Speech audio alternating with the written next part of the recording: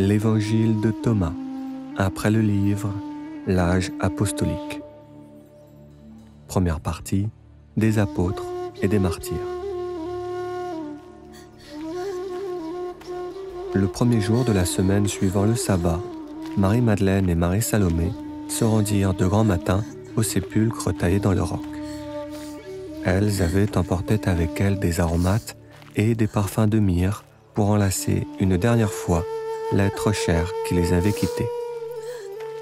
Lorsqu'elles arrivèrent devant le Saint-Sépulcre, elles furent extrêmement surprises par le fait que la pierre devant le tombeau avait été retournée. Et quand elles entraient dans la tombe ouverte, elles ne trouvèrent pas le corps de celui qu'elles cherchaient. Ce qui les étonnèrent grandement fut que les bandes qui avaient été utilisées pour enrober Jésus étaient éparpillées à terre, tandis que son linceul blanc était plié et posé sur le côté. Les femmes mirent au fort, coururent alors annoncer à Simon-Pierre et à Jean ce qu'elles pressentaient et ce qu'elles avaient vu. En ces jours, et durant les semaines qui suivirent, les rumeurs les plus folles tourbillonnèrent au-dessus de Jérusalem, et elles s'envolèrent vers les rivages de Tibériade, en Galilée. Les uns racontaient que les Sadducéens avaient emporté le corps de Jésus pour le faire disparaître. Les autres racontaient avoir entendu de la part des disciples que Jésus était ressuscité d'entre les morts, qu'ils l'avaient vu et même touché dans son fief de Galilée. Les Sadducéens, qui avaient pensé par leur infamie briser la grande alliance, se retrouvaient désormais hantés dans les nuits par la figure mystique de Jésus rôdant sur la terre. Les disciples, à l'inverse, grandissaient en foi et en prestige, et ils s'affirmaient en public comme les représentants de la nouvelle alliance sainte et éternelle. Ils disaient aux Juifs qui s'assemblaient autour d'eux sous les portiques de l'esplanade du Temple que Jésus était devenu pour eux le roi juste qui les conduirait pour toujours. La noblesse de sa mort démontre la justesse de son gouvernement. Grâce à son sacrifice, il n'y eut pas de mort. Sa parole est source de vie, et elle restera vivante au travers de nous. Il a fait descendre sur nous l'Esprit Saint, et nous continuerons à le suivre. Selon les actes des apôtres, en ces jours-là, Pierre se leva au milieu des frères, et le nombre des personnes réunies était d'environ 120. Il leur dit: « Mes frères, il fallait que s'accomplissent les prophéties qui sont écrites dans le livre. La trahison de Judas avait été prédite, et Jésus lui-même l'avait prophétisé. Celui qui fut notre frère nous a trahis. Lui qui était compté parmi nous et qui avait part au ministère, celui-là s'est trompé dans ses choix. Il a été séduit par Satan et dévoré par la honte et les remords, il s'est pendu à un arbre. » Dans les psaumes, David disait en parlant de l'adversaire que ses jours soient peu nombreux, qu'un autre prenne sa charge. Les disciples se réunirent donc à Jérusalem, dans la chambre haute où ils se tenaient d'ordinaire. Les 11 disciples étaient Simon surnommé Pierre, Jean et Jacques les fils de Zébédée, André le frère de Pierre, Philippe l'ancien disciple de Jean le Baptiste, Thomas le Didyme, Barthélemy surnommé Nathanaël, Matthieu le Lévi, Jacques le Juste, Simon le Zélote et Jude surnommé Thaddée. Ils étaient entourés par les femmes et par Marie, la mère de Jésus. Ils présentèrent 2 postulants, José le Juste, frère de Jésus, et Matthias. Les disciples firent cette prière. « Seigneur, toi qui connais les cœurs de tous, désigne lequel de ces 2 tu as choisi, afin qu'il ait part à ce ministère et à cet apostolat. » Une fois la prière accomplie, ils tirèrent au sort, et le sort tomba sur Matthias, qui fut associé aux 11 apôtres.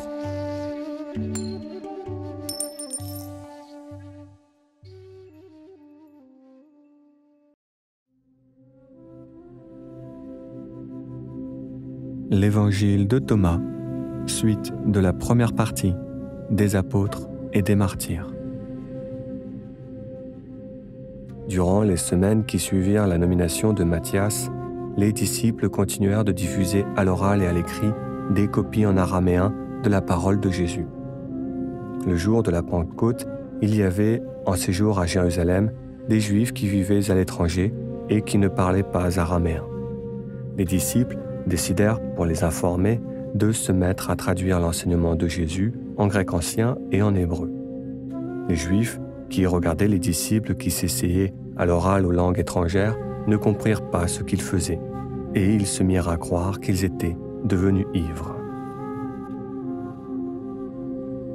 En ce jour de Pentecôte, Simon-Pierre réussit, grâce à son discours retranscrit dans les Actes des Apôtres, à convaincre beaucoup de gens parmi ces Juifs qui venaient de passage en provenance d'Égypte, de Turquie, de Syrie ou de Mésopotamie.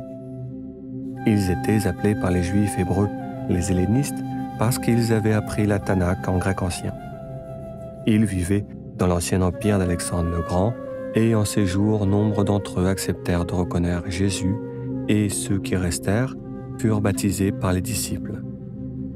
Selon Luc, l'évangéliste, la communauté augmenta d'environ 3000 âmes. Les nouveaux arrivants persévéraient dans l'enseignement des disciples et dans la communion fraternelle essénienne. Ils répétaient en journée la fraction du pain et ils récitaient en soirée leurs prières.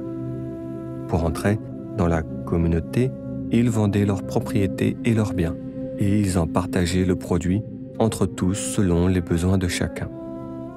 La communauté disposait de tout en commun et ils vivaient ensemble dans le même lieu. Selon la parole de Jésus, la première communauté chrétienne fut confiée à Jacques le Juste. À lui, le gouvernement, car c'est pour lui que le ciel et la terre ont été créés. Devenu par le Verbe de Jésus l'héritier du royaume, Jacques le Juste accomplit un long mandat d'une 30aine d'années à Jérusalem. Et durant son mandat céleste, il prit de sages décisions pour assurer le vivre ensemble.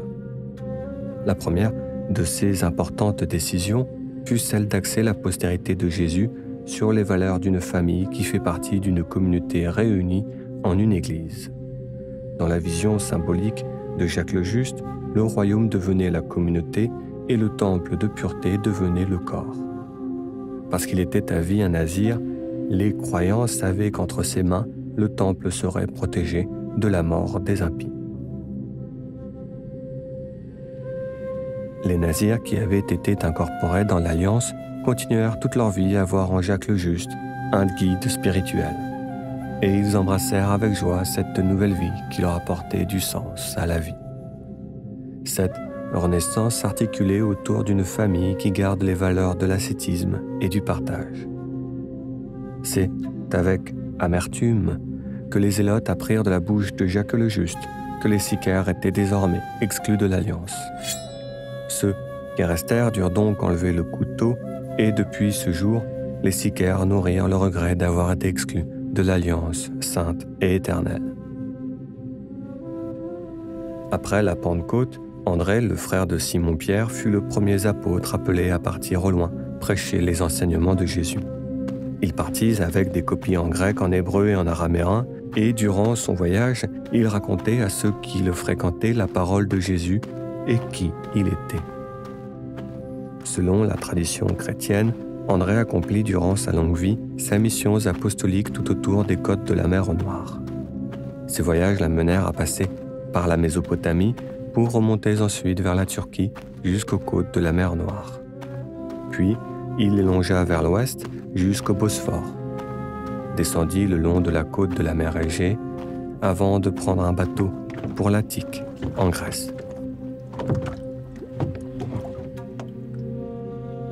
Selon les Actes des Apôtres, dans les semaines qui suivirent, Pierre et Jean s'en allèrent un jour au temple pour convaincre les Juifs hiérosomitains et ils leur dirent « Repentez-vous donc et convertissez-vous pour que vos péchés soient effacés. Car Moïse a dit « Le Seigneur votre Dieu vous suscitera d'entre vos frères un prophète comme moi.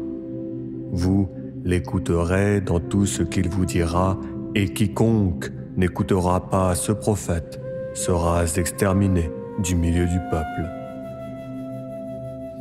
Tous les prophètes qui ont successivement parlé depuis Samuel ont aussi annoncé ces jours-là. Alors, écoutez, vous êtes les fils des prophètes et de l'alliance que Dieu a traitée avec nos pères. Toutes les familles de la terre seront bénies en sa postérité. Et c'est à vous, premièrement, que Dieu a envoyé son serviteur, pour vous bénir afin qu'il vous détourne de l'iniquité.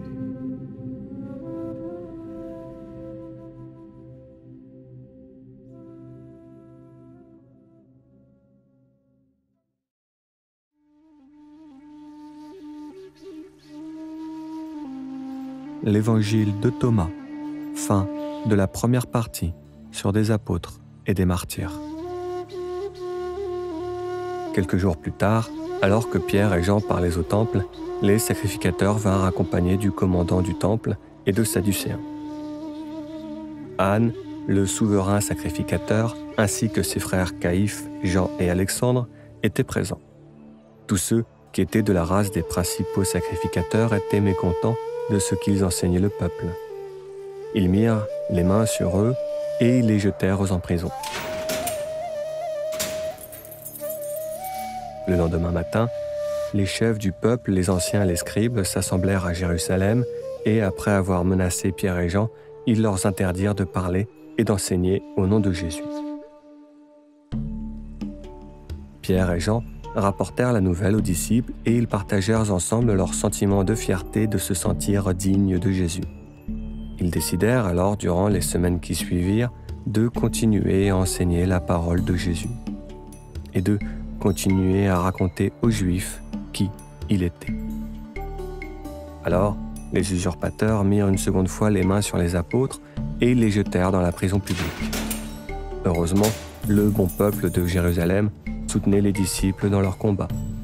Et un ange du Seigneur, ayant ouvert pendant la nuit les portes de la prison, les fit sortir et leur dit : « Allez, tenez-vous dans le temple et annoncez au peuple toutes les paroles de cette vie. » Les apôtres entrèrent dès le matin dans le temple et ils se mirent à enseigner. Le souverain sacrificateur fut averti que les disciples enseignaient dans le temple et il envoya les huissiers vérifier la prison. Ceux-ci lui dirent : « Nous avons trouvé la prison soigneusement fermée et les gardes qui étaient devant les portes. Mais après avoir ouvert, nous avons trouvé personne dedans. » Alors les sacrificateurs convoquèrent de nouveau le Sanhédrin et tous les anciens des fils d'Israël. Et ils décidèrent d'envoyer le commandant du temple ramener avec les gardes et les huissiers les disciples de Jésus. Le commandant, les huissiers saisirent les disciples et ils les conduisaient sans violence car ils craignaient d'être lapidés par le peuple.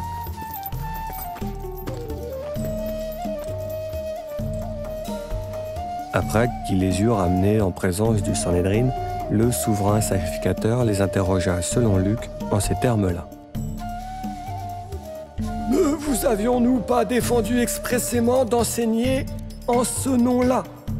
Et voici que vous avez rempli Jérusalem de votre enseignement et que vous voulez faire retomber sur nous le sang de cet homme. » Pierre et les apôtres répondirent : « Il faut obéir à Dieu plutôt qu'aux hommes. Le Dieu de nos pères a ressuscité Jésus que vous avez tué. Dieu l'a élevé par sa droite comme prince et sauveur, pour donner à Israël la repentance et le pardon des péchés. Nous sommes les témoins de ces choses-là, de même que le Saint-Esprit que Dieu a donné à ceux qui lui obéissent. » Les Sadducéens ne surent quoi répondre et un pharisien nommé Gamaliel, docteur de la loi estimé de tout le peuple, se leva devant le Sanhédrin et il ordonna de faire sortir un instant les apôtres.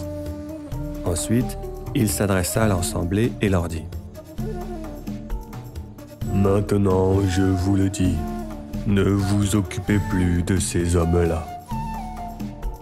Laissez-les aller, car si cette entreprise ou ce livre viennent des hommes, alors cela se détruira d'elle-même. Mais si cela vient de Dieu, vous ne pourrez pas le détruire. Ne courez donc pas le risque d'avoir combattu contre Dieu. L'assemblée se rangea à l'avis du pharisien et ayant appelé les apôtres, ils les firent battre de verges. Ils leur défendirent ensuite de parler au nom de Jésus, puis ils les relâchèrent. Les apôtres se retirèrent devant le Sanhédrin, joyeux d'avoir été jugés dignes de subir les outrages pour le nom de Jésus. Et chaque jour, dans le temple et dans les maisons, ils ne cessaient d'enseigner et d'annoncer la bonne nouvelle de Jésus-Christ. Confrontés à une forte croissance de la communauté, les 12 décidèrent autant pour promouvoir l'enseignement de Jésus que pour résoudre des problèmes quotidiens de gestion alimentaire d'une grande communauté, de mettre en charge en dessous d'eux un groupe de 7 juifs hellénistes. Ils élirent ainsi en fonction Étienne, Philippe, Procore, Nicanor, Timon, Parménas et Nicolas. Les apôtres, après avoir prié, imposèrent les mains sur les diacres pour leur donner l'Esprit Saint.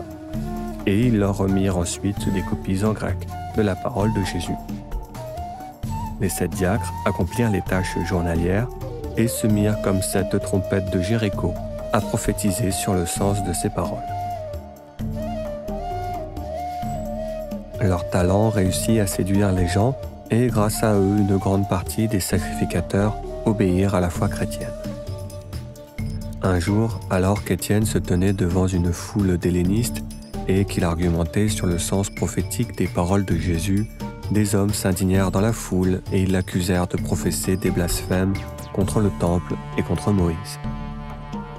Ils réussirent à émouvoir le peuple, les anciens et les scribes, et ils présentèrent son cas devant le Sanhédrin. Durant son jugement devant l'assemblée juive, des témoignages confirmèrent l'avoir entendu dire que Jésus, ce Nazaréen, détruira ce lieu et qu'il changera les coutumes que Moïse avait données. Alors, Étienne se montra digne des paroles de Jésus. Il se tint solidement devant le Sanhédrin et il leur confirma qu'ils avaient bien entendu l'avenir. Alors, ils poussèrent de grands cris en se bouchant les oreilles, et ils se précipitèrent tous ensemble sur lui. Ils le traînèrent hors de la ville et l'ayant encerclé contre un mur, ils le lapidèrent à coups de pierre. Ainsi mourut saint Étienne, le premier martyr chrétien. Luc raconte que des témoins déposèrent leurs vêtements aux pieds d'un jeune homme nommé Saul.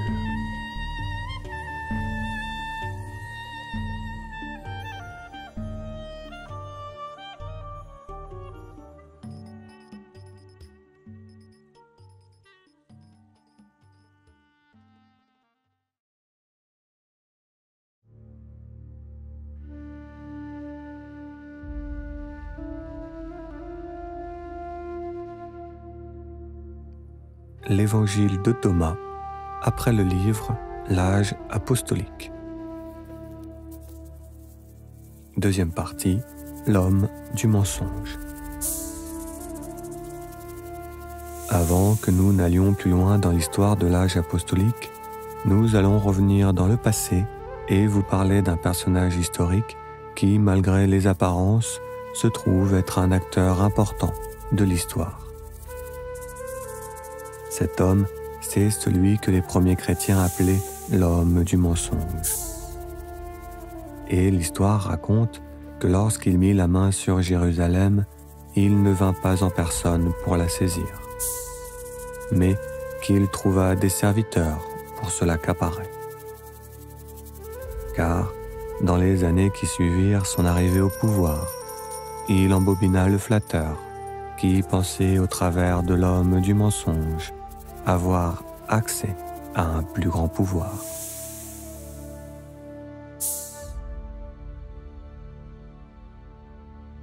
Selon le livre 15 des Antiquités juives de Flavius Joseph, C'est à ce moment-là que le roi de Judée, Hérode Ier, s'éloigna de plus en plus des coutumes nationales et, par l'introduction d'habitudes étrangères, mina l'ancienne constitution qui entretenait le peuple dans la piété.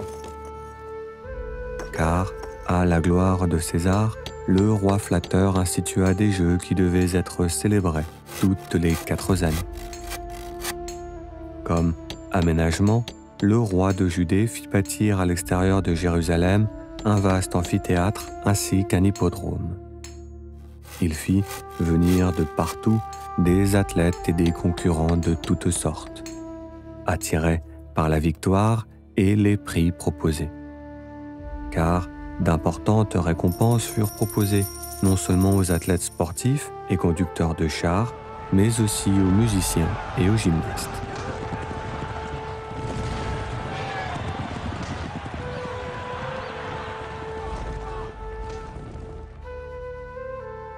Toutes les recherches de luxe et de magnificence furent déployées par Hérode pour donner des fêtes qui missent sa grandeur en relief.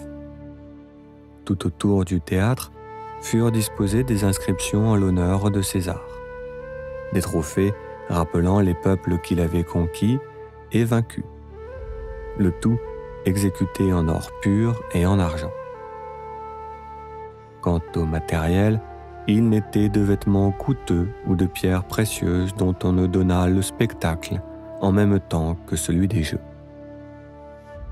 On fit venir des bêtes féroces, des lions en grand nombre, ainsi que d'autres animaux choisis parmi les plus forts et les plus rares. On les fit se déchirer entre eux ou combattre avec des condamnés.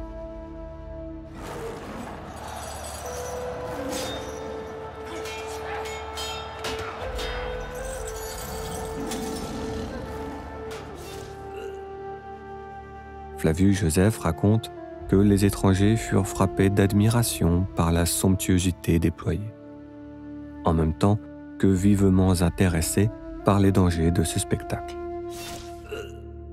Les Juifs qui s'indignaient voyaient là la ruine certaine des coutumes en honneur chez eux, car à leur sens, ce spectacle était d'une impiété manifeste. Jeter des hommes aux bêtes pour le plaisir que d'autres hommes trouvent à le regarder est une mœurs impie. Et ceux-là, les pharisiens, qui sont docteurs de la loi, le reconnurent également. Mais surtout, ce qui les chagrinait, c'étaient les trophées, car les maîtres pharisiens y voyaient avec justesse des idoles. Or, pour les gardiens de l'Arche d'Alliance, qui ont reçu l'enseignement de Moïse, il n'est pas de plus grandes erreurs que d'avoir des mœurs idolâtres.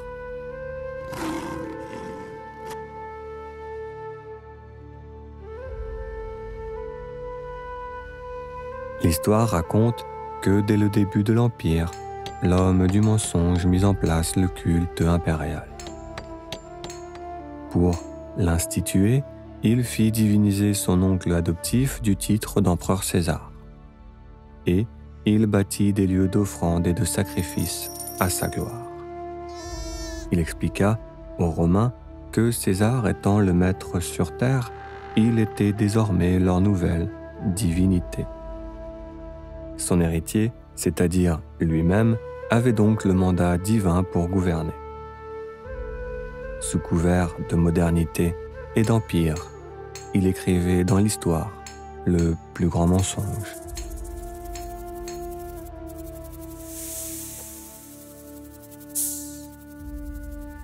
Hérode entretenait des relations habiles et cordiales avec lui, et il saisissait les occasions pour le flatter. Afin de combler son maître de cadeaux, il construisit en son honneur la ville de Césarée sur la côte Méditerranée. Au centre de la ville, face au port et sur une colline, Hérode aménagea un temple au culte impérial. Ainsi, les navigateurs pouvaient voir au loin le temple de César, qui renfermait à l'intérieur les statues de Rome et de l'empereur. En récompense de sa compromission, Hérode reçut le gouvernement sur de nouveaux territoires au nord. Suite à la mort de Zénodore, il reçut la Galilée et toute la région environnante.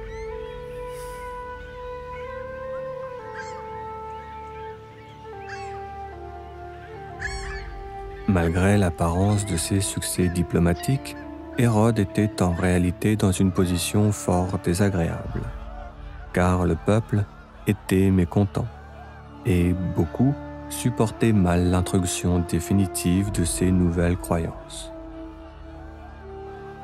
Il voyait en cela la ruine de la piété et la décadence des mœurs. C'était là même l'objet de toutes les conversations du peuple qui était en proie à l'irritation et au trouble. Hérode, étant d'un naturel méfiant, il surveillait fort cet état d'esprit et, pour étouffer la contestation et sécuriser son emprise, il agit en 3 temps. D'abord, il décida de baisser les impôts.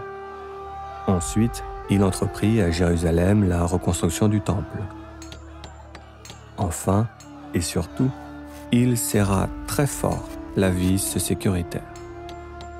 Il supprima toutes les occasions possibles d'agitation, obligeant les habitants à toujours être à leur travail, interdisant toute réunion aux citadins, ainsi que les promenades et les visites.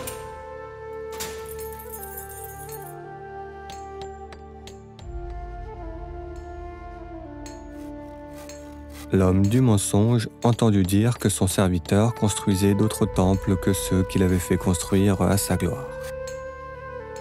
Alors, quand la reconstruction du temple de Jérusalem fut terminée, il commanda à Hérode de faire 2 choses afin de lui démontrer sa soumission. D'abord, il devrait enfermer dans un bâtiment romain, contingent du temple et sous garde de soldats romains, les vêtements des grands prêtres. Ceux-ci devront par conséquent se présenter aux Romains pour pouvoir recevoir leurs vêtements et ils devront aussi les rendre à la fin de leurs offices. Puis, l'homme du mensonge commanda à Hérode de suspendre, sur le fronton de la porte principale de l'esplanade du temple, un immense aigle en or. Le message que l'homme du mensonge passait à ce moment-là était limpide. Dans le culte impérial, le rapace symbolise César, le divin protecteur des rois. Les pharisiens, qui sont clairvoyants, reconnurent le culte d'adoration du veau d'or, ce sacerdoce que Moïse avait par le passé interdit.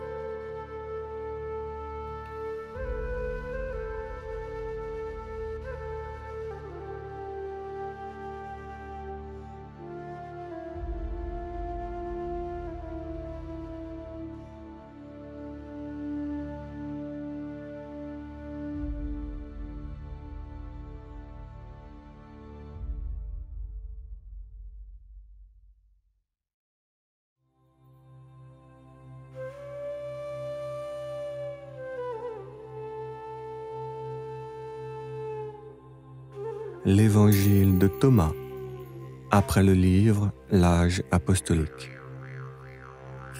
Suite de la 2e partie sur l'homme du mensonge.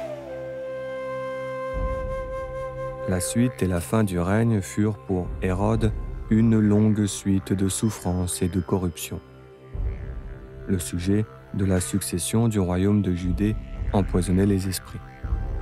On dit parfois que les parents ont les enfants qu'ils méritent. C'est souvent vrai, car les enfants imitent leur père. Hérode, pour accéder au trône, n'avait pas hésité à tuer ses propres frères pour prendre le pouvoir. Et, sur la fin de son règne, quand il se sentit menacé par ses fils, il n'hésita pas à les tuer. Le roi de Judée mourut finalement de maladie et après son décès, l'homme du mensonge dirigea la succession. Pour mieux régner, il décida de diviser le royaume entre les 3 fils restants. À Archélaos, il donna la Judée, la Samarie et l'Idumée. À Hérode Antipas, il donna la Galilée et le Péret.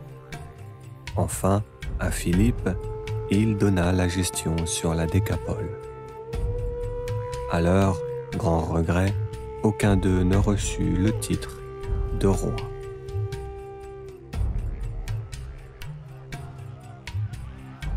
Dans les temps qui entourent la succession d'Hérode, apparut Judas le Galiléen. Ce brave homme était à la tête d'un mouvement contestataire qui, selon Flavius Joseph, est à l'origine des Sicaires. L'objectif de ce mouvement protestataire était d'enlever l'aigle d'or qui était suspendu à la porte du temple. Et durant les 10 années qui suivirent la mort d'Hérode, la rébellion sapa l'autorité d'Archélaos. En l'an 6 après Jésus-Christ, l'homme du mensonge, agacé des dangers que faisaient courir les Sicaires sur son aigle précieux, décida de défaire Archélaos et d'incorporer la Judée à l'Empire romain. Il nomma ensuite Coponius comme préfet et ce dernier mit un terme par les armes à la révolte de Judas, le Galiléen.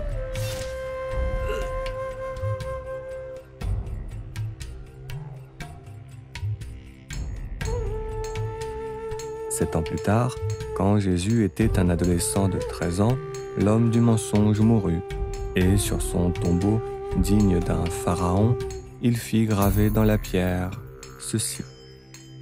Sigit l'empereur César, fils de Dieu, Octave Auguste. La nouvelle fit le tour de la Méditerranée et inaugura l'âge impie où, pendant des siècles, les empereurs romains se comparèrent à des dieux vivants qu'il fallait honorer dans les temples par des offrandes et des sacrifices. En vérité, l'histoire le démontrera. Aux empereurs romains, le gouvernement temporaire sur la terre, et au roi juste, le royaume des cieux, éternel.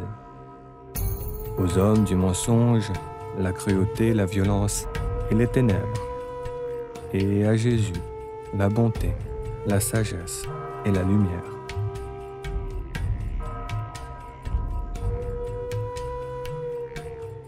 La succession de l'Empire avait été préparée avant sa mort par l'homme du mensonge.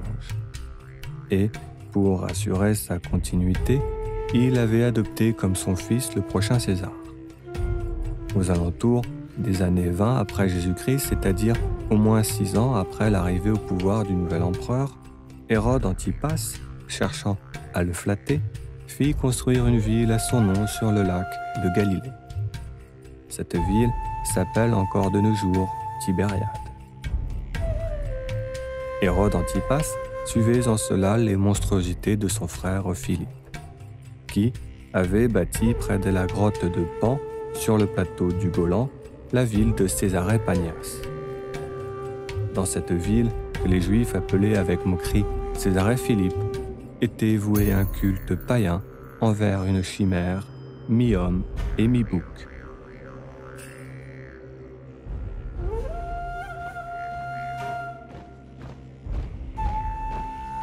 En l'an 26 après Jésus-Christ, Ponce Pilate fut nommé gouverneur de Judée. Et dans les semaines qui suivirent son investiture, il emmena son armée de Césarée sur la côte Méditerranée pour l'établir à Jérusalem durant les quartiers d'hiver. Ponce Pilate avait eu l'idée, pour bien se faire voir de son maître, d'introduire dans la ville des effigies de l'empereur. Les Juifs protestèrent ardemment contre ces représentations et, malgré les menaces de mort de Ponce Pilate, ils restèrent ensemble solides dans leur demande. Après une semaine de conflit, Ponce Pilate recula et il remporta les effigies de l'empereur à Césarée. Là-bas, pour se faire oublier, le gouverneur romain bâtit un sanctuaire en l'honneur de l'empereur qu'il nomma le Tibériade.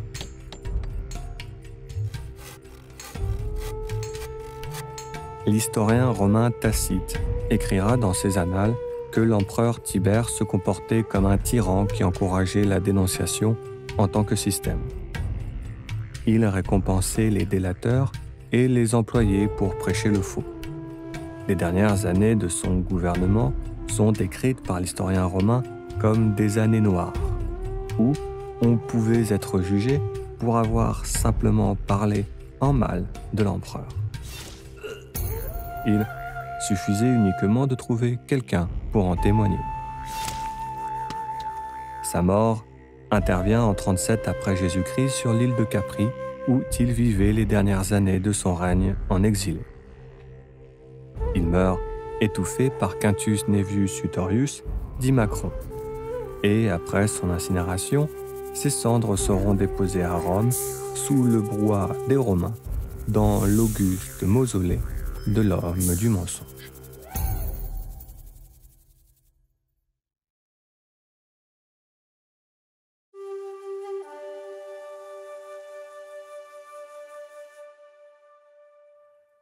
L'évangile de Thomas, après le livre L'âge apostolique. Fin de la deuxième partie sur l'homme du mensonge. Pour nous situer dans la chronologie de l'âge apostolique, ce moment correspond à la période qui entoure la mort du premier martyr chrétien, c'est-à-dire celle de Saint Étienne. À l'époque, la proto-église chrétienne est bouleversée par les interprétations prophétiques de la parole de Jésus. Ces prophéties esséniennes choquent grandement les pharisiens qui soutiennent les sadducéens dans le martyre de Saint Étienne.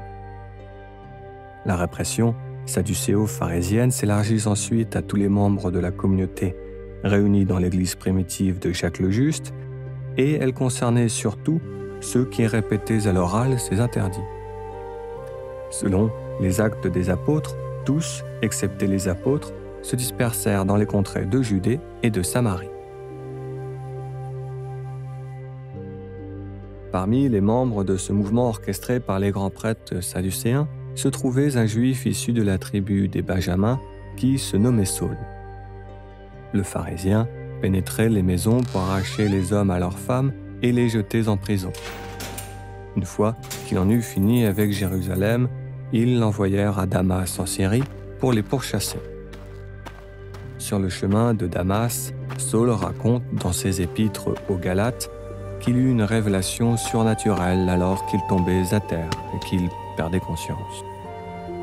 Durant un instant, en dehors du temps et de l'espace, il rencontra Jésus qui l'enjoint à cesser ses persécutions. En arrivant à Damas, Saul se rapprocha des communautés judéo-chrétiennes et il se fit baptiser par Ananie de Damas. Il prit dès lors le nom de Paul et durant les 3 années qui suivirent, il prêcha au nom de Jésus en Syrie et en Arabie.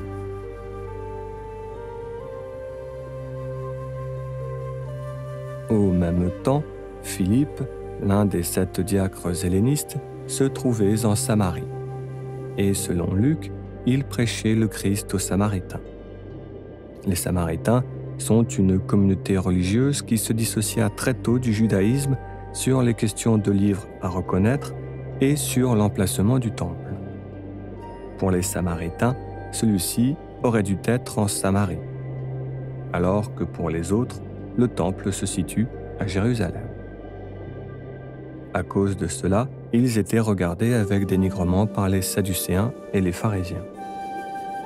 Quand Philippe vint à leur rencontre, les foules samaritaines étaient attentives à ses paroles. Et grâce à son message, nombre de femmes et d'hommes se firent baptiser.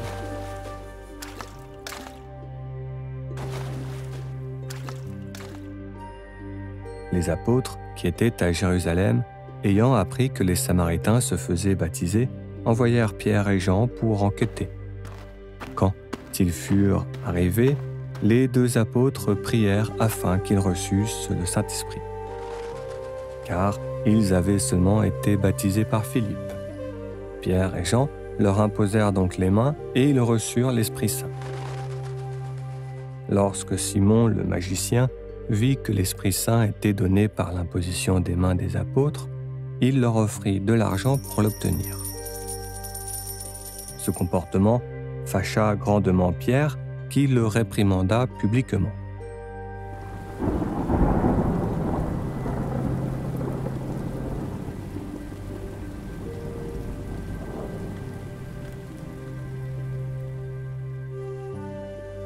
Cet événement est important pour la théologie chrétienne car elle considère que Simon le magicien est à l'origine des mauvaises interprétations des paroles de Jésus. Ces mauvaises interprétations seront exclues du canon officiel à la fin du IIe siècle par les pères de l'Église. Et elles sont encore de nos jours maladroitement appelées évangiles apocryphes. Maladroitement, car ces titres viennent du grec ancien et signifient en français la bonne parole cachée. Quand Pierre et Jean revinrent à Jérusalem, ils racontèrent aux autres apôtres ce qui s'était passé et à partir de ce moment-là, commença à se poser concrètement la question de la bonne compréhension des paroles de Jésus. Les copies effectuées par Thomas se diffusaient bien et les apôtres reconnaissaient en ces paroles l'Esprit Saint. Bien que convaincus par le message, ils ne voyaient pas les Juifs dits hébreux le devenir. Et ils percevaient en l'ouverture vers les Samaritains et les Hellénistes les dangers que représente une mauvaise interprétation des paroles de Jésus. En cette époque, l'Église primitive se trouvait attaquée de toutes parts. À l'intérieur par les préludes à un gnosticisme syncrétique et à l'extérieur par un pharisianisme régalien.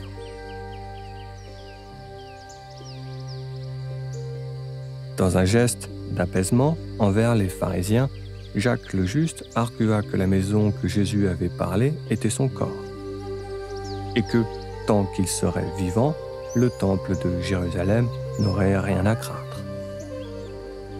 Quant au sujet de la circoncision et par extension les lois de Moïse, les Juifs devront toujours, sous son mandat, continuer à respecter l'indispensable.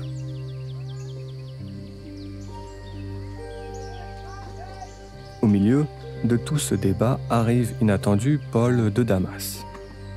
Bien que les apôtres soient rassurés de sa conversion par Barthélemy, il reste distant. Luc raconte que c'est auprès de Pierre qu'il se fait entendre.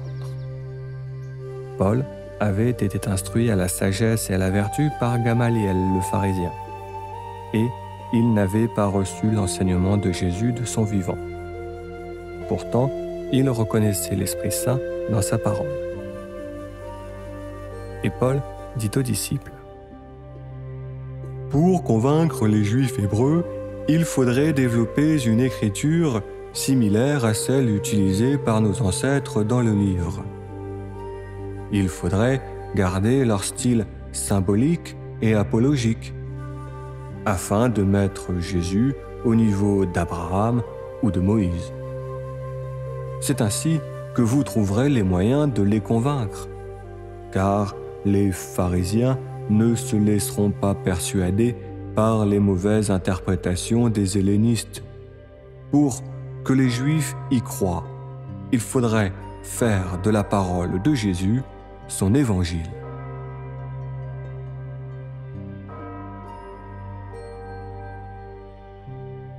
Après de mûres réflexions, les apôtres acceptèrent sa proposition et il fut demandé à Paul de fournir un texte de cette qualité. Paul accepta avec honneur et tempérance sa mission apostolique et il rédigea l'Épître des Hébreux. Selon toute vraisemblance avec le contenu de cet épître, son message fut accueilli avec irritation par les Juifs de Jérusalem qui voyaient en Paul un traître aux pharisiens. Les hellénistes, qui avaient été déjà refroidis par son retour, profitèrent de la situation pour se venger. Ils cherchèrent, comme l'écrira Luc, à lui ôter la vie. Paul fut prévenu à temps et il fut ensuite exfiltré hors de Jérusalem. C'est ainsi qu'il se retrouva à aller prêcher le message de Jésus sur sa terre natale de Tarse, dans la ville d'Antioche, en Turquie.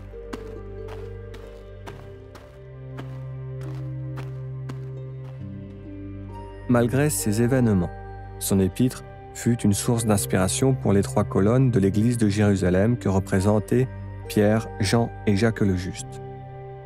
Ils en discutèrent entre apôtres et ils convinrent de rédiger un évangile pour les Hébreux, venant directement de la part des 12. Cette tâche fut confiée à Matthieu, car étant un Lévi, il avait une bonne connaissance de la Tanakh. Quant à Jacques le Juste, comme il était le frère de Jésus, il fut chargé d'écrire sur sa nativité. Cet évangile fut accueilli plus chaleureusement par les Juifs de Jérusalem, grâce à l'auteur bien sûr, mais aussi grâce à la qualité narrative de l'œuvre. Pierre quitta ensuite Jérusalem et alla prêcher l'évangile aux Juifs qui vivaient sur la côte Méditerranée, à Jaffa et à Lod. À ce moment-là, Pierre se rend compte que grâce à son vécu et à son charisme, il est capable de convaincre une partie des Juifs. Grâce à l'Évangile, il arrive à bâtir des ponts avec eux. Il remonte la côte Méditerranée vers le nord et arrive ensuite à Césarée. Là-bas, il comprend, suite à la conversion de Corneille, qui est un centurion dans la Légion romaine, qu'il a, dans ses mains, le moyen de faire chuter l'homme du mensonge.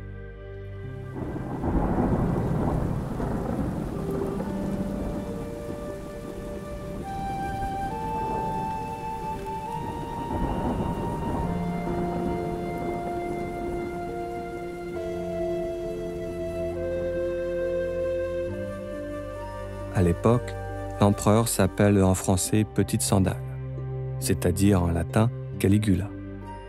L'empereur romain Petit Pied fut sûrement l'un des pires hommes du mensonge qui régna sur la terre. Et c'est sûrement pour cela que son règne fut des plus courts. On raconte que sa mégalomanie n'avait d'égal que la folie de ses plaisirs cruels. D'après l'historien romain Suétone, plus de 160 000 animaux furent sacrifiés afin d'inaugurer son règne. Pour remercier Macron de ses services, il lui intima l'ordre de se suicider avec sa femme. Petit Pied aurait sûrement préféré que celui-ci refuse, car il aurait pu ainsi s'adonner à son plaisir pervers de couper les têtes. Sa folie l'amena à ordonner que dans tous les temples de l'Empire, quel que soit leur culte, une statue le représentant comme divinité soit installée. Il eut de l'agitation et des émeutes un peu partout. À Alexandrie, en Égypte, les Juifs se soulevèrent contre le gouverneur romain, car cet ordre concernait aussi leur synagogue. Le 24 janvier 41, Petit Pied meurt assassiné par les membres de sa garde impériale. Ses cendres seront inhumées dans l'auguste mausolée de l'homme du mensonge.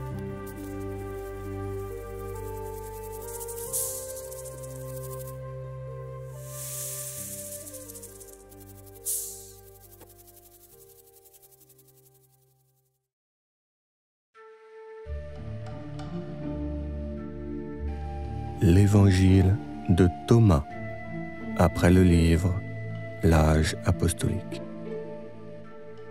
Troisième partie, la prophétie réalisée.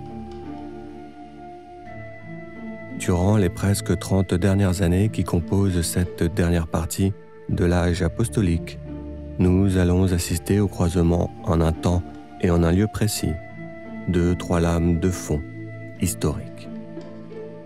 La première, par laquelle nous allons commencer, concerne l'avènement chrétien et son internationalisation.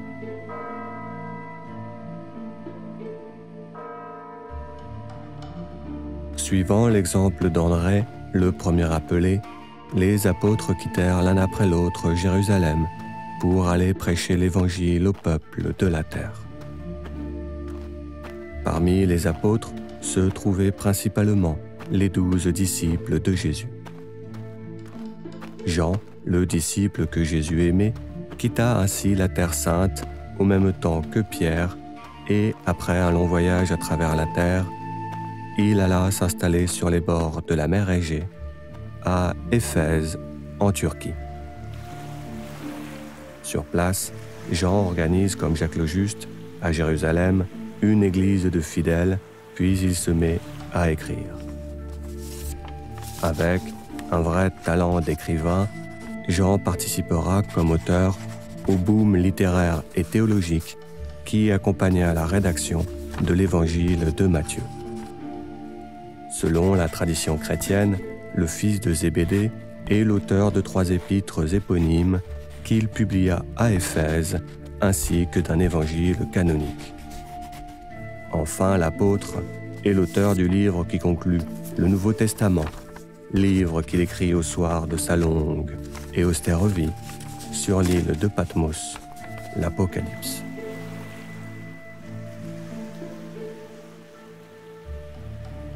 André, Pierre, Paul, Philippe, Matthieu et Jean furent aussi accompagnés dans leur apostolat par Thomas, le copiste de l'Angile, qui partit avec Barthélemy, surnommé Nathanaël, et avec Jude appelé Thaddée, vers le royaume d'Édesse, en Syrie.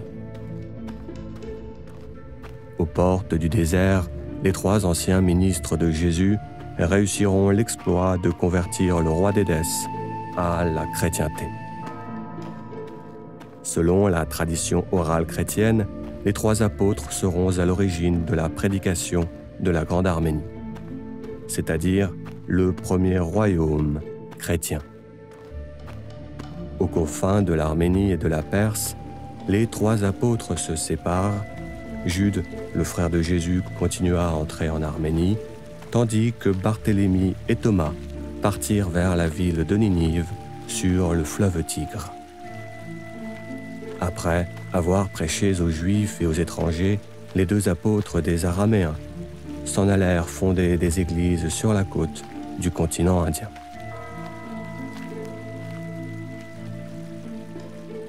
Simon le Zélote partira quant à lui prêcher avec Matthias, qui avait remplacé Judas dans son ministère, vers les contrées au sud de Jérusalem. Ils prêchèrent ensemble l'Évangile en Judée, puis Matthias continua son chemin vers l'Égypte, tandis que le Zélote s'enfonce dans les terres arabes.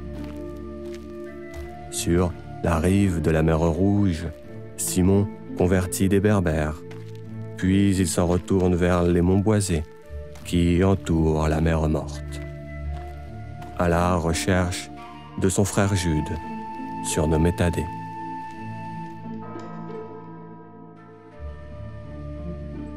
Le seul qui resta dans la ville de la paix fut Jacques le Juste, le fondateur de l'Église primitive de Jérusalem.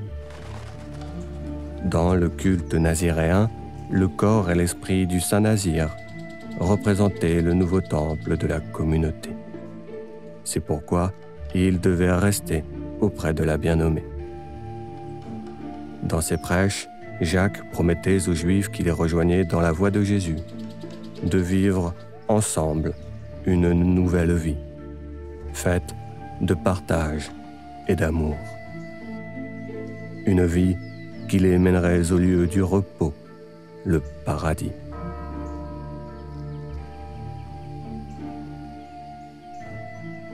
Durant près de 3 décennies, et grâce à sa sainte vie, l'Église chrétienne put croître en sécurité à Jérusalem.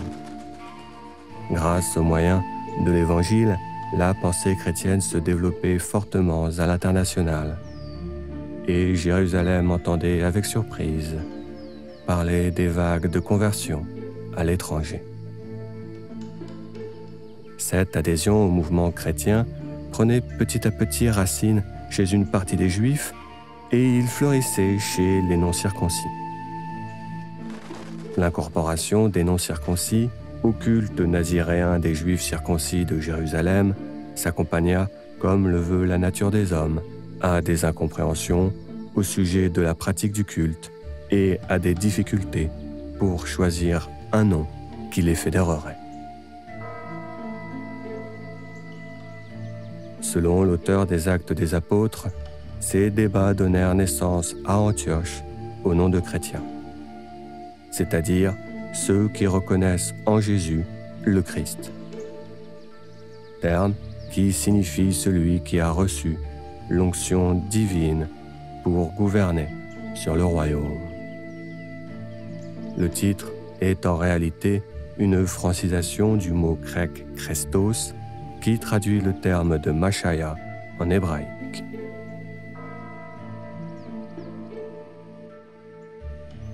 Quant aux débats cultuels qui agitèrent le mouvement chrétien, ceux-ci sont transcriptibles dans les épîtres du Nouveau Testament qu'écrivirent Paul, Jacques, Pierre, Jean et Jude, surnommés Thaddée.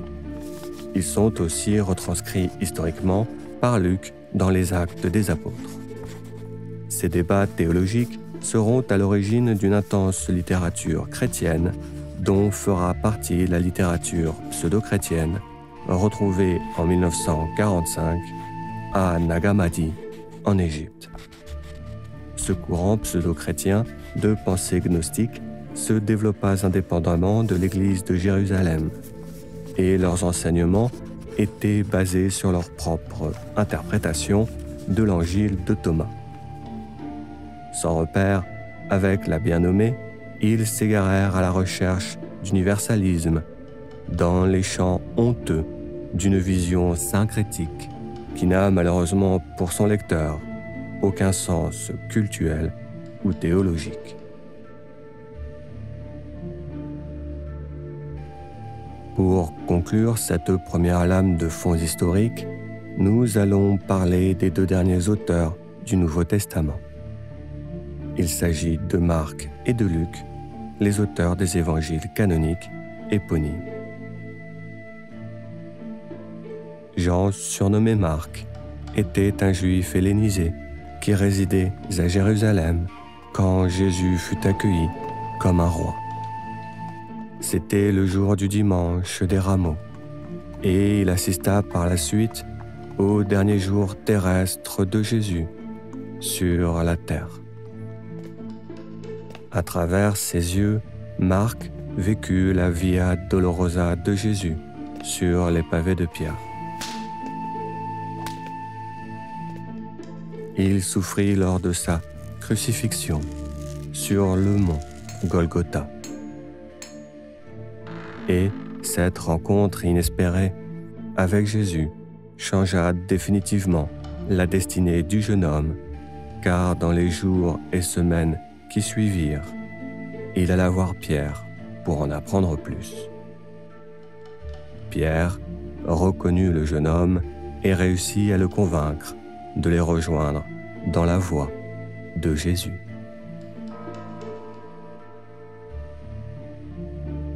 L'arrivée de Marc dans l'église de Jérusalem fut immédiatement un apport conséquent pour ses membres. Car Jean, surnommé Marc, était un homme riche et pour entrer dans la communauté, il fallait abandonner ses biens et ses richesses. Comme Marc venait d'une très riche famille juive dont les entreprises et les maisons s'éparpillaient entre les côtes natales de Libye, l'Égypte et Jérusalem, Marc avait reçu aussi une instruction à l'histoire et à l'écriture dans les langues grecques et hébraïques qu'il maîtrisait. Son talent sera d'ailleurs utilisé par les apôtres.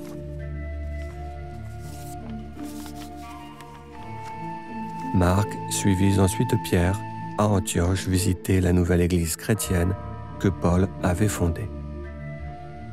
Ils se familiarisèrent dès lors avec le fonctionnement égalitaire mis en place par Paul entre circoncis et non-circoncis, et il rencontra Luc. Ensuite, il accompagna Paul et Barnabé dans leurs missions apostoliques à travers la Grèce antique et ses nombreuses îles.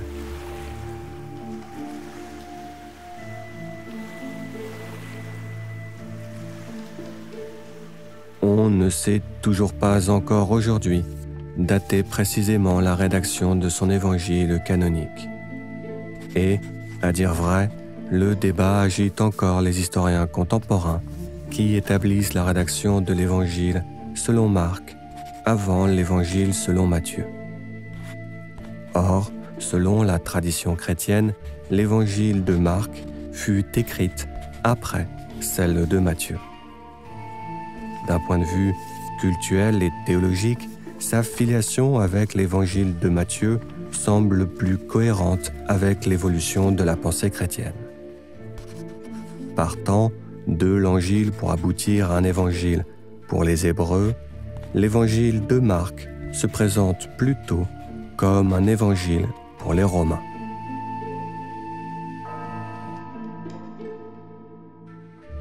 Ce point corrobore l'histoire qui raconte que sur la dernière partie de sa vie, Marc prend avec Pierre et Paul la direction de l'Église romaine.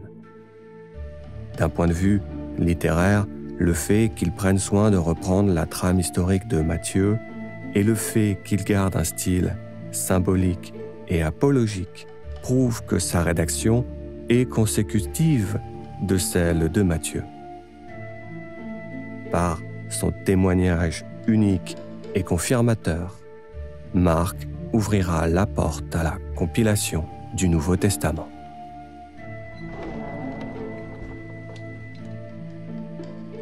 Enfin, concernant Luc, qui est l'auteur d'un évangile canonique et des Actes des Apôtres, nous n'avons gardé sur lui que très peu d'informations. Signe d'une humilité bien chrétienne, l'écrivain n'a pas ou peu parlé de lui-même dans ses livres, se contentant plutôt, avec un certain talent, de raconter dans un style apologique les événements dont il fut le spectateur et ce qu'il se racontait à l'époque. Fin théologien, Luc était un juif hellénisé venant de Syrie qui avait rejoint Paul dans la gestion de l'église d'Antioche. La tradition chrétienne situe l'écriture de son évangile après celle de Marc, et son évangile constitue le retour vers l'usage des paroles de Jésus contenues dans l'Angile. Par l'usage qu'il en fait, Luc confirme l'authenticité du message originel et il confirme aussi les évangiles canoniques de Matthieu et de Marc.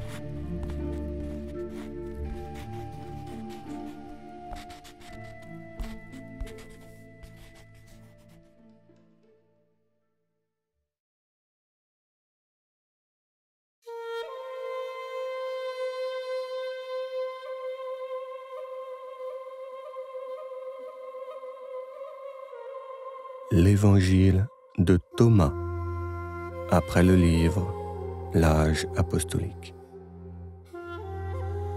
Troisième partie, la prophétie réalisée.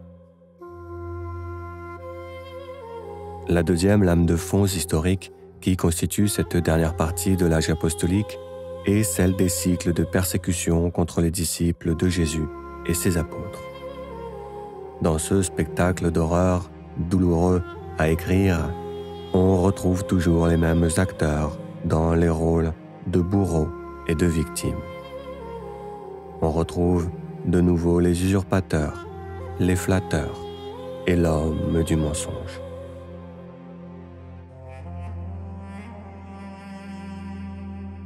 Selon la tradition qui circule parmi les historiens, c'est en 44 après Jésus-Christ que continuèrent les martyrs chrétiens.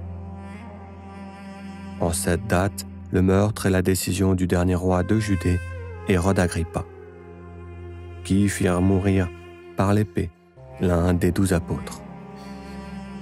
Hérode Agrippa avait reçu le mandat de gouverner grâce à ses entremises successives avec les empereurs Caligula et Claude.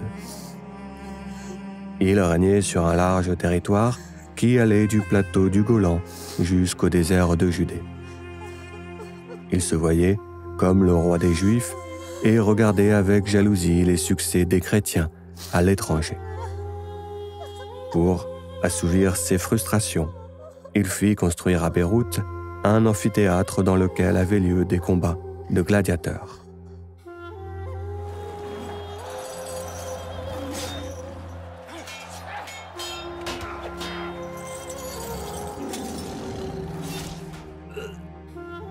Selon Flavius Joseph, pour organiser les combats, il désigna les criminels dont il disposait afin de les châtier en faisant d'un spectacle de guerre une réjouissance pacifique. Il fit tuer tous ces hommes jusqu'au dernier. Luc écrira sobrement: le roi Hérode se mit à maltraiter quelques membres de l'Église, et il fit mourir par l'épée Jacques, le frère de Jean, apôtre de Jésus.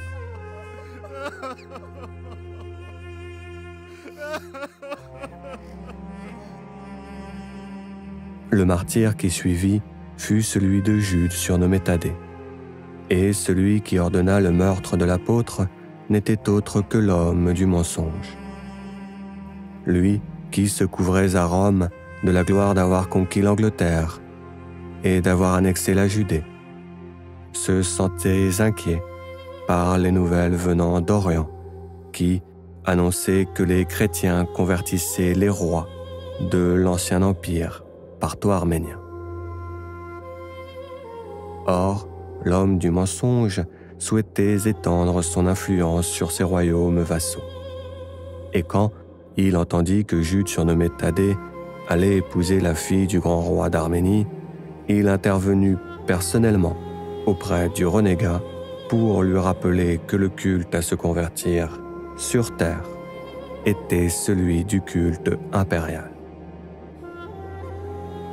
Devant la pression venant du maître absolu sur terre, le grand roi d'Arménie se soumit et il ordonna à Makou, au nord du pays, l'exécution de sa fille Sandoukt et de son époux Jude, surnommé Thaddée.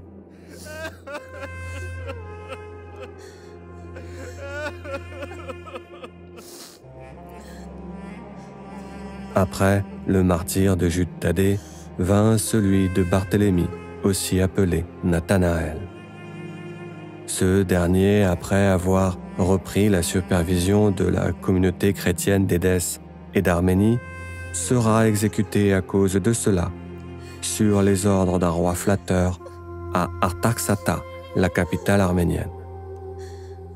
Selon la tradition arménienne, lors de sa mise à mort, Barthélemy fut écorché vif, crucifié et décapité.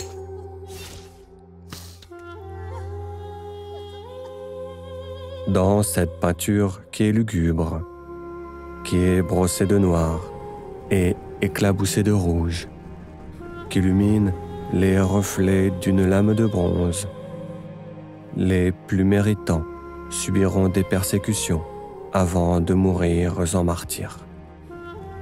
C'est le cas de Pierre et de Paul qui subiront nombre de persécutions qui les menèrent aux portes de la mort. Ces épreuves les rapprochèrent de Jésus, car ils se sentaient dignes de subir, comme lui, les persécutions. Jésus, il le savait, était allé jusqu'au bout. Et les deux apôtres feront de même.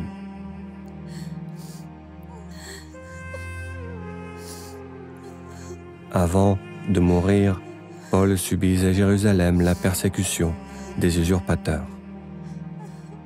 Selon les historiens, c'est à la Pentecôte 58 que Paul fit son retour public à Jérusalem. L'ambiance dans la ville était électrique et le mécontentement des citadins perceptible. Beaucoup de temps avait passé certainement, mais cela n'était pas assez pour les Juifs qui n'avaient pas oublié son épître aux Hébreux.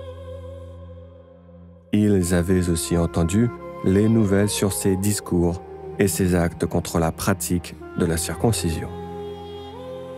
Arrivé en ville, Paul se dirige vers la maison de Marc pour y rencontrer Jacques le Juste. Jacques accueille Paul par une salutation de paix et lui dit : « Shalom, Paul. Te voilà revenu alors que peut-être aurait-il mieux fallu que tu ne reviennes plus. La situation est dangereuse pour ta vie et je te conseille de faire au plus vite ta demande pour te placer sous le statut des nazirs. Car, comme tu le sais, durant ton naziréat, aucun pharisien ou sadducéen ne se risquera à te tuer. Redouble de vigilance, car il y a des assassins qui rôdent. Prends 4 frères nazirs avec toi pour te protéger. Je peux t'organiser cela, mais tu devras quand même te charger de les nourrir. Paul écouta silencieusement l'héritier du royaume et lui répondit qu'il suivrait ses conseils. Jacques le Juste conclut. Au fait, Paul, faut que je te dise. Ici, c'est comme je l'ai écrit et comme nous avons convenu. Nous avons décidé de ne pas imposer d'autres charges que celles qui sont indispensables.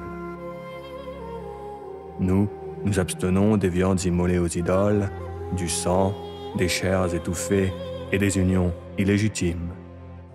Tu ferais bien d'ailleurs de t'en garder. Adieu.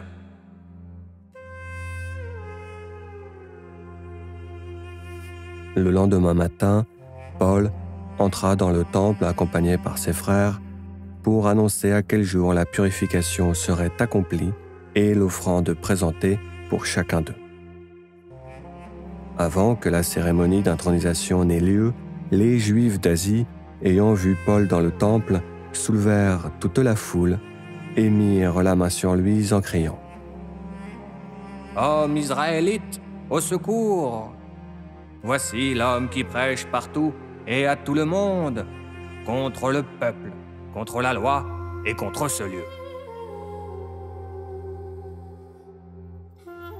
Par le terme « contre la loi », il faut comprendre contre la Tanakh. Par l'idée d'une pensée contre la Tanakh, il faut comprendre contre la Torah. Par le livre de la Torah, il faut comprendre que Paul parle contre les lois de Moïse. Quand Paul permet aux chrétiens non circoncis d'Antioche de rester non circoncis et qu'il base sa décision sur la parole de Jésus, Paul prêche selon ses détracteurs contre la loi. Paul fut donc saisi par les gardes du temple et la cohorte romaine pour être jugé devant les Juifs et le Sanhédrin. Il fut ensuite présenté devant le roi de Bathanée, Agrippa II, pour être condamné. Mais Paul avait, dirait-on, un joker dans sa manche, et avant d'être condamné à mort, il révéla publiquement aux Juifs qu'il était un citoyen romain et que par conséquent, aucune autorité juive, religieuse ou monarchique n'avait le pouvoir de le condamner à mort. Contraint par le droit romain, Paul fut envoyé par Agrippa II à Rome pour être jugé.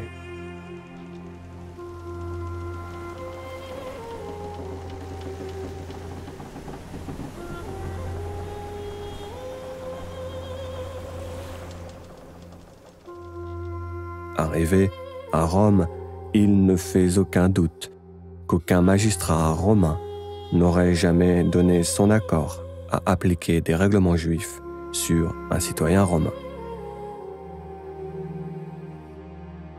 Les persécutions contre les chrétiens atteignirent un pic en 62 après Jésus-Christ. Cette année-là, l'Église chrétienne fut décimée par 2 fois. André fut crucifié sous l'empereur Néron à Patras, au nord du Péloponnèse, tandis que Jacques le Juste fut mis à mort par les grands prêtres sadducéens qui l'accusèrent de transgresser la loi. Selon Flavius Joseph, Jacques le Juste mourut lapidé après avoir été jeté du haut du temple.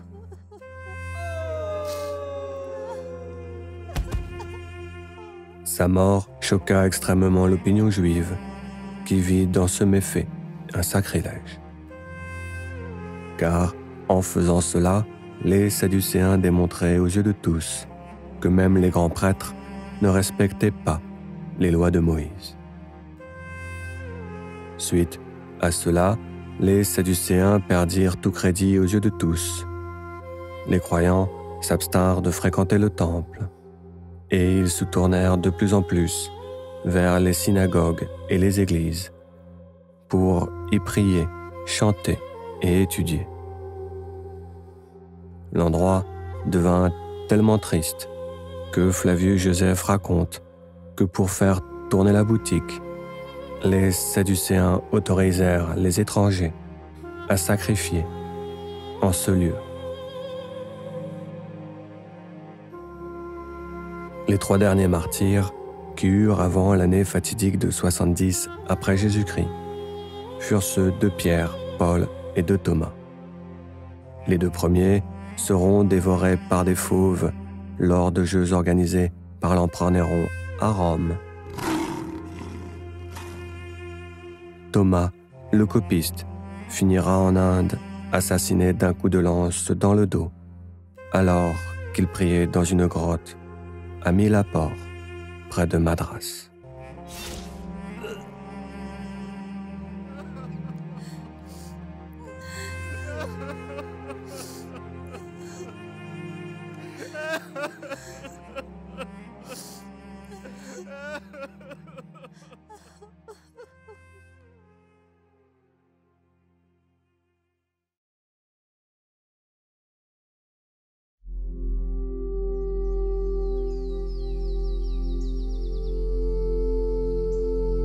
L'Évangile de Thomas, après le livre L'âge apostolique.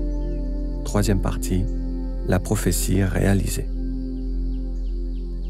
Ces événements nous amènent finalement à la dernière partie de cette histoire, qui se termine avec la dernière lame de fond historique qui croisa la route de la persécution et de l'avènement chrétien.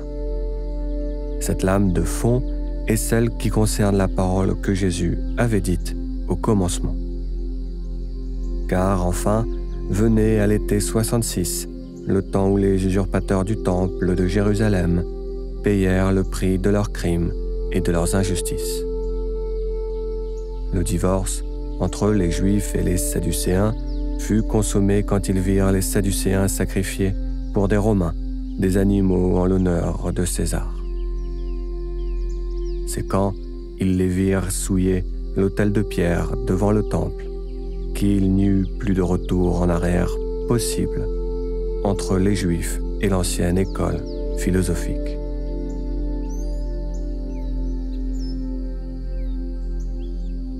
Ceux qui mirent fin aux exactions des Sadducéens furent les sicaires qui bénéficièrent du soutien populaire des Juifs et des judéo-chrétiens.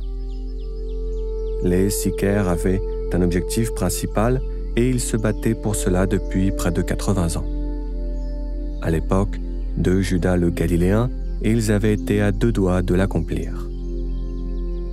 Au temps de Jésus, ils avaient été même à 1 main de l'atteindre. Depuis maintenant plus de 30 ans, les sicaires s'étaient retrouvés à 1 bras de pouvoir toucher cet aigle impérial qui ornait la porte principale de l'esplanade du temple. Ce mensonge, visible comme une balafre sur le visage de Jérusalem.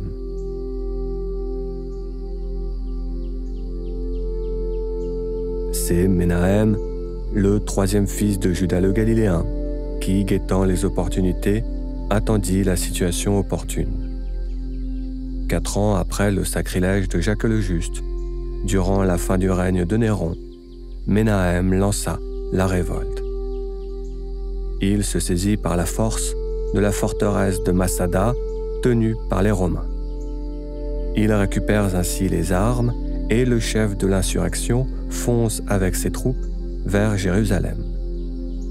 Ils traversent sans encombre les fortifications et ils attaquent aux abords du mont du Temple la garnison romaine de la forteresse d'Antonia.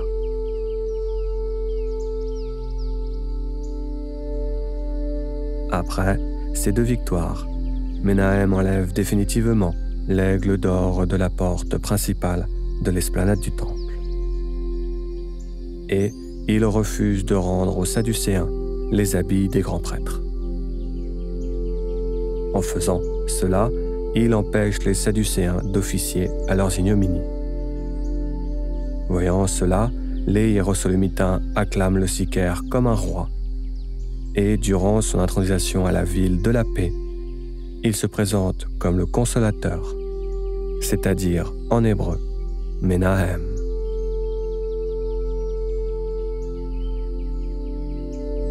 Par son action libératrice, Menahem convainc les Juifs de se libérer du joug des Romains et de leurs alliés.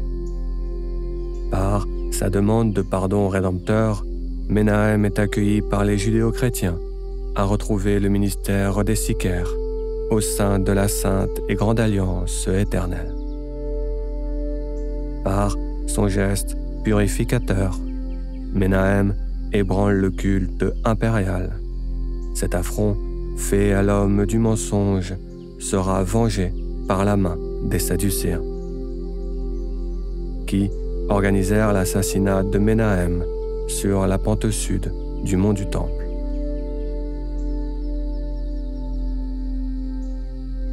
Les croyants pleurèrent une nouvelle fois sur l'injustice qui morfond les martyrs.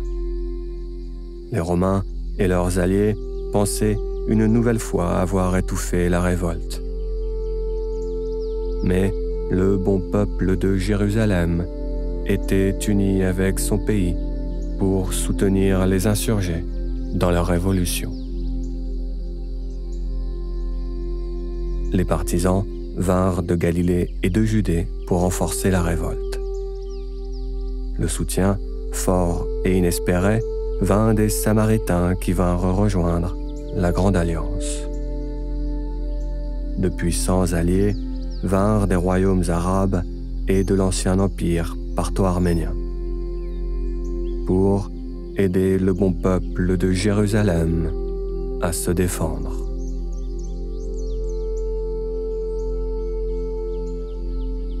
Réunis sur le mont du Temple, les alliés déposèrent les armes et se promirent de défendre le Temple de Jérusalem. Pendant près de 4 ans, les croyants purent enfin se réapproprier le Temple. 2 nouveaux grands prêtres furent nommés et le culte officié était celui des judéo-chrétiens, c'est-à-dire comme Jacques le Juste l'avait défini dans son compromis naziréen. Nous avons décidé de ne pas imposer d'autres charges que celles qui sont indispensables. Nous nous abstenons des viandes immolées aux idoles, du sang, des chairs étouffées et des unions illégitimes. Tu ferais bien d'ailleurs de t'en garder. Adieu.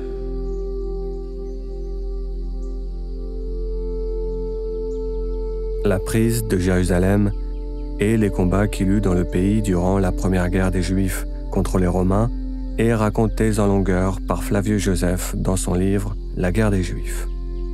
Flavius Joseph était d'ailleurs présent durant tout le long des événements.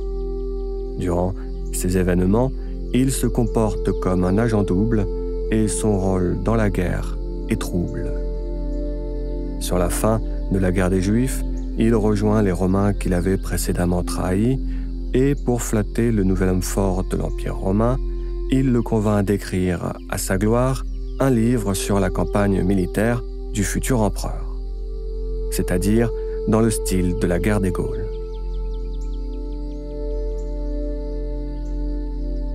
Dans ce livre, l'historien romain cache derrière bien des mensonges la vérité. Et quelque part, bien lui en prie, car sans cela nous n'aurions aucun témoignage de ces événements.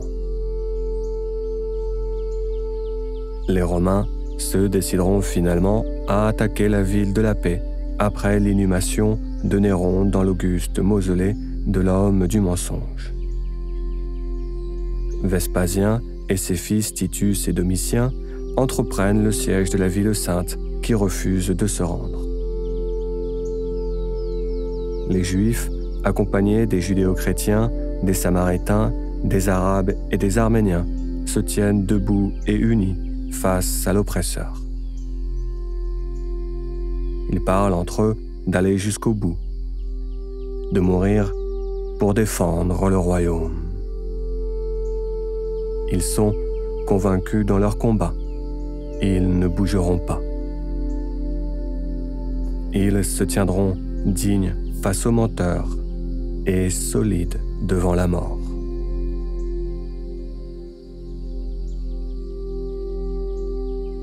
Vespasien comprend le message et se met comme Néron à prendre le goût du feu. Lentement et méthodiquement, Vespasien bombarde avec ses catapultes et quand il fait une percée, il enflamme la ville.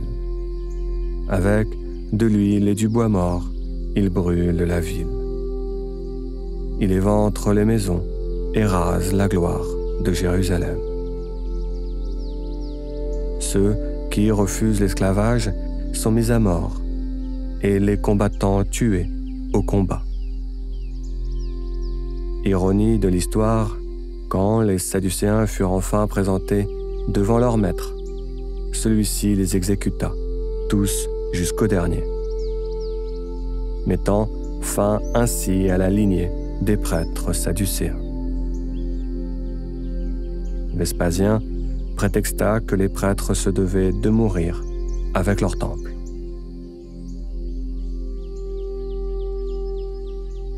La nouvelle de la chute de Jérusalem fut accueillie par les adorateurs du culte impérial comme une grande victoire. Après son triomphe à Rome, sa légende qui se veut noble et victorieuse sera nourrie par Flavius Joseph, qui ira même jusqu'à écrire qu'une prophétie essénienne avait annoncé la destruction du temple et que de ces événements sortirait le nouveau maître de l'univers, César Vespasien. En vérité, la seule prophétie qui se trouve dans le livre et qui parle de ces événements, c'est la parole de Jésus qui fut prophétisée par saint Étienne et accomplie par Menahem. Je renverserai cette maison et personne ne pourra la reconstruire.